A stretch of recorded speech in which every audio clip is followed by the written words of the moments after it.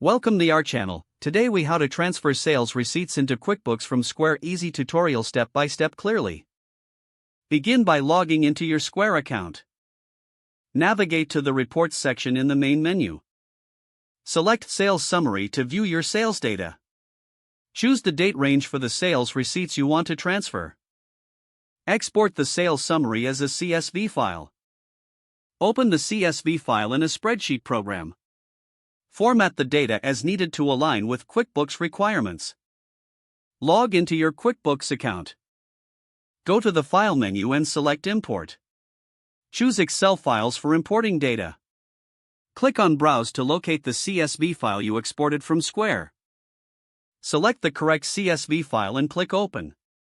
Map the fields from your CSV file to the corresponding fields in QuickBooks. Review the mapping to ensure accuracy. Once everything looks correct, click Import. Wait for QuickBooks to process the data. Review the imported sales receipts in QuickBooks to ensure they match your records. Make any necessary adjustments or corrections. Your sales receipts from Square are now successfully transferred into QuickBooks. If the page does not load, refresh the browser or try again in a private or incognito window. Make sure you are using the correct email address, then retype it carefully to avoid small typos. If your password is not accepted, use the reset option and create a new strong password you can remember. Check your spam folder for verification or security emails, then complete any requested confirmation steps. Enable two-factor authentication if available to improve account security and reduce unauthorized. After signing in, review your profile details so your contact information and settings are accurate and current. If you see an error message, note it down and try again after restarting your device and internet connection.